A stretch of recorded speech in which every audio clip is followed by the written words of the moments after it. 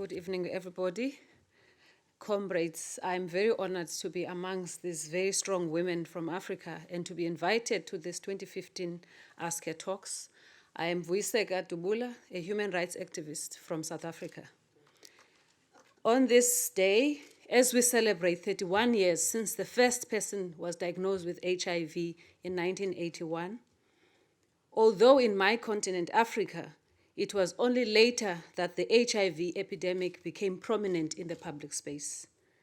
In 1998, not a single poor person living with HIV in South Africa had access to antiretroviral therapy in the public health sector.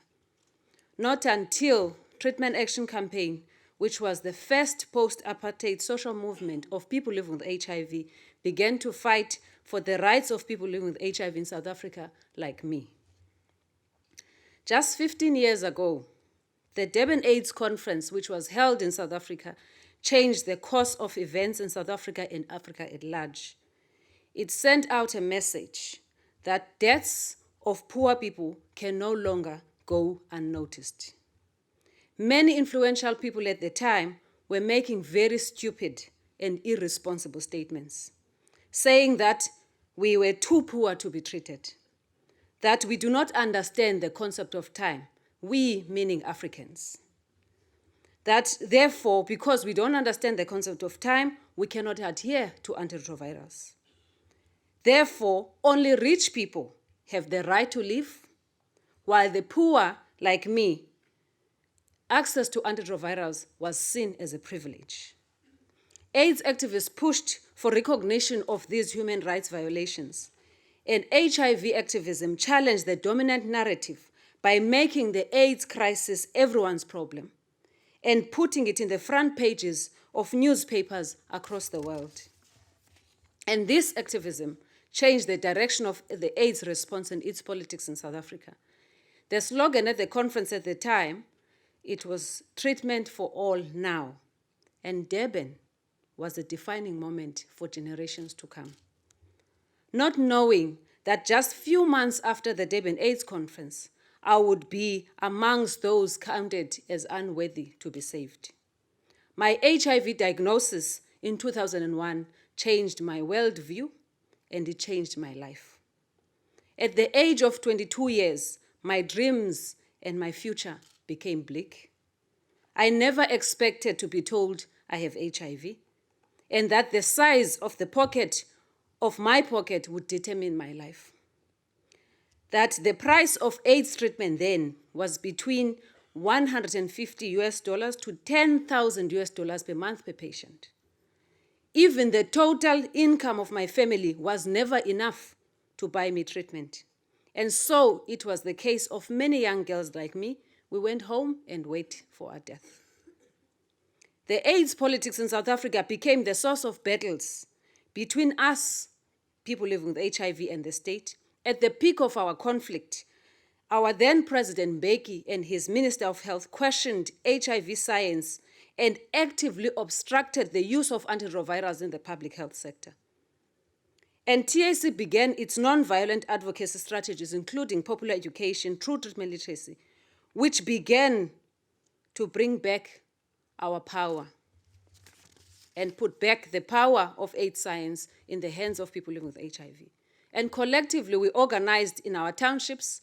We built alliances with activists from the north, with trade unions, with churches and the media. We engaged in public protests, strategic litigation, and challenged the state's refusal to include antiretrovirals in the public health policy, as well as challenging multinational pharmaceutical companies for profiteering and greed while we died. These actions forced the South African government to abandon its public position on AIDS, and many across the world hailed this as the greatest political victory in South Africa since the fall of apartheid. I choose to keep telling you this story because I am amongst the 15 million people alive today because poor people refuse to die without a fight. No doubt we have come a very long, painful way from a nameless condition with no hope, from diagnosis that meant death, to a chronic manageable disease. antiretrovirals have given me and many people our lives back. But as I am celebrating, I am also not celebrating, because I choose not to accept that saving only 50% of the lives that needs to be saved is cause for victory. We should not claim any easy victories. We all want everyone who needs access to antiretrovirals to be saved, 100%, universal access now. My personal experience has taught me a lot of things. That my HIV status, or HIV positive status, was not by accident. I began starting to connect many dots about my childhood. My exposure to childhood domestic violence experiences, not living with my parents since I was 3 years old, having poor access to education, getting infected at such a very early age, it also made me realize that my life was going from west to west. And I could not have imagined that I would be today standing in front of you, alive after 14 years and have 2 HIV-negative children. While many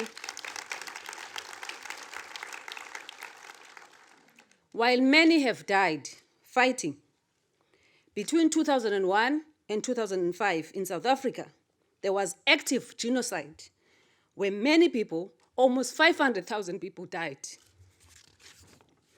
So the poor and the rich, for women and men, this is what we need in this epidemic. We need equality and dignity to end this epidemic.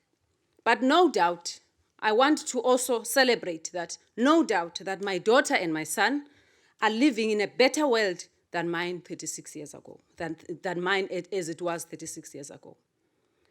But very, very little has changed. In many respects, very little has changed. Our achievements over HIV/AIDS must be celebrated for sure. Because without our collective efforts, we would not have reached even this far. We would not have reached this very important milestone. But it feels like we are crossing the first half of our very long marathon. The road ahead is yet to be tougher. Because middle-income countries like South Africa have become a home to 3/4 of the population with increasing demands for healthcare.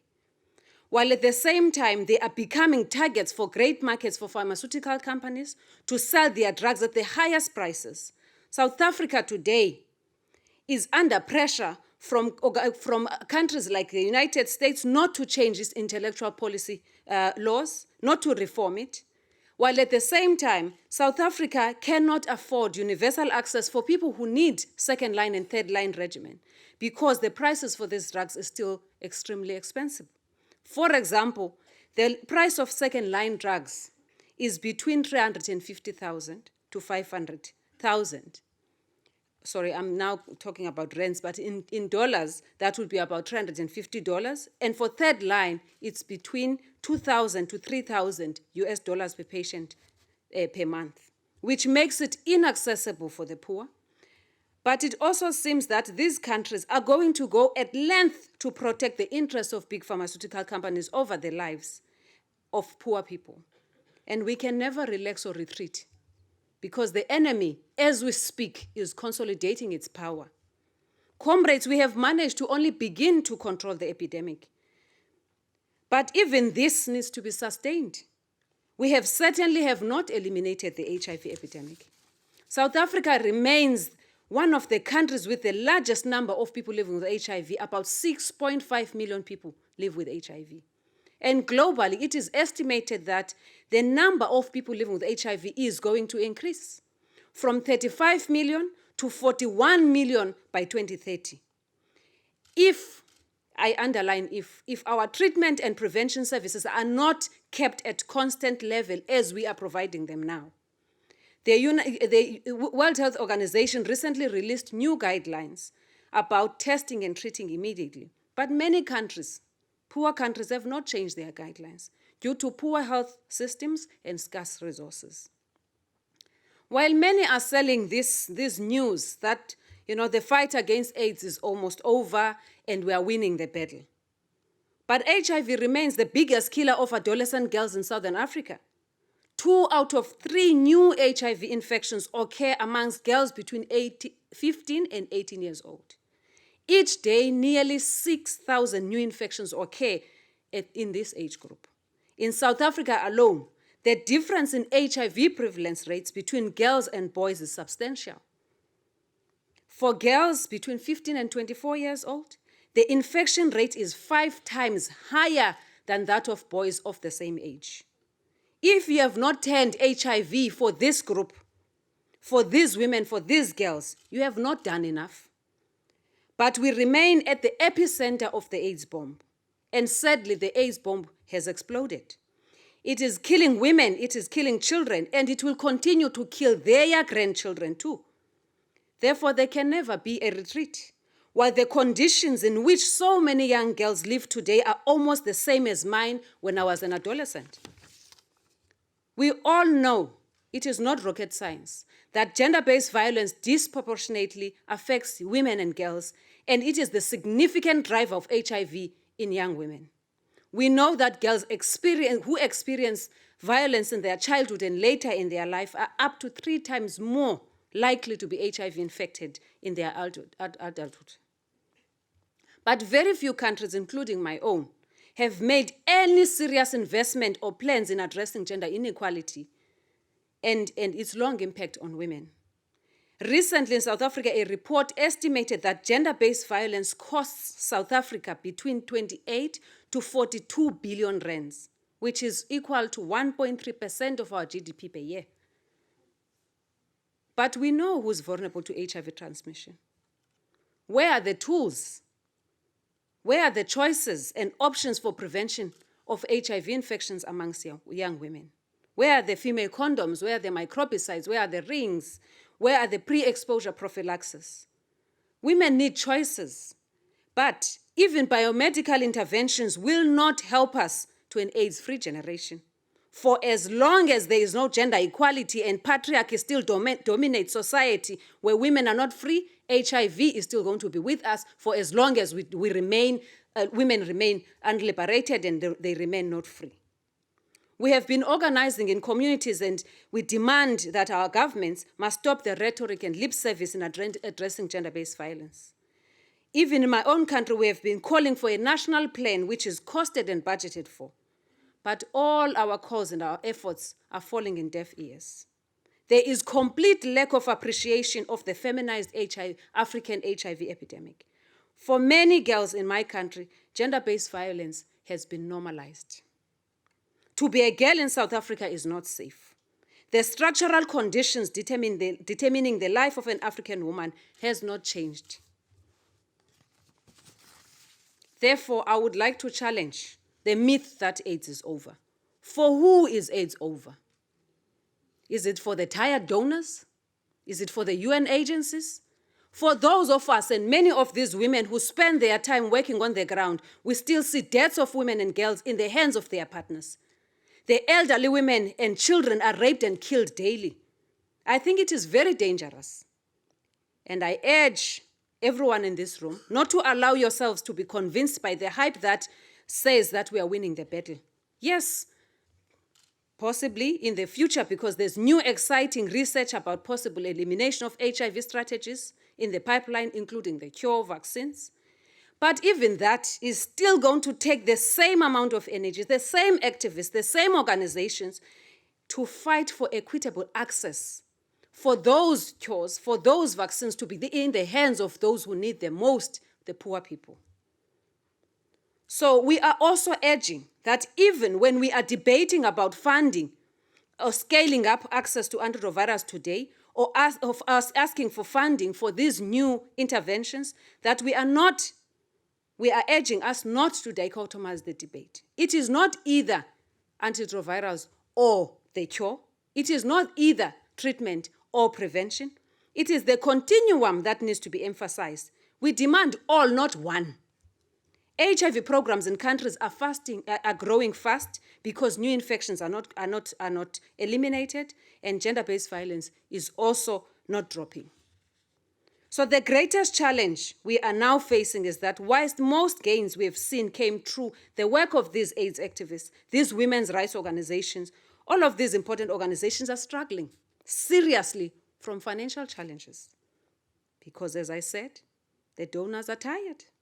The UN agencies are tired.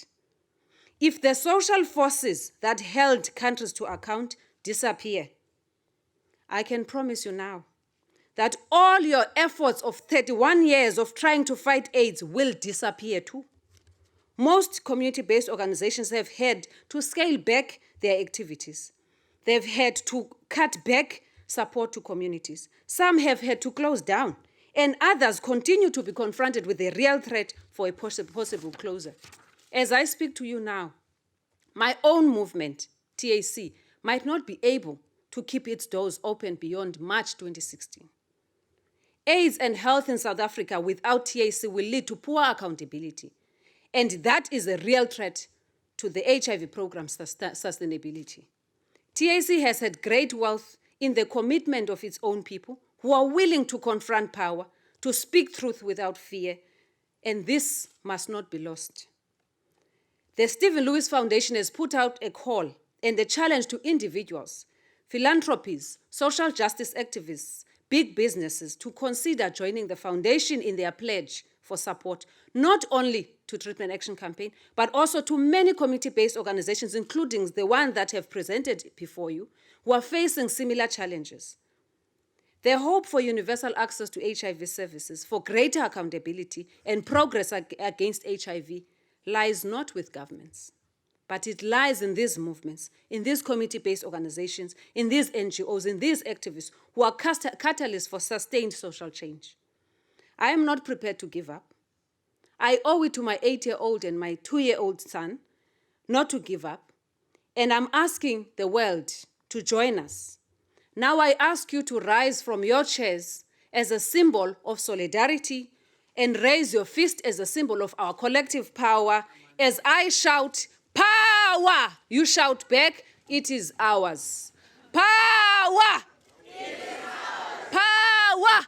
It is ours. Power! It is ours. Amandla! Thank you.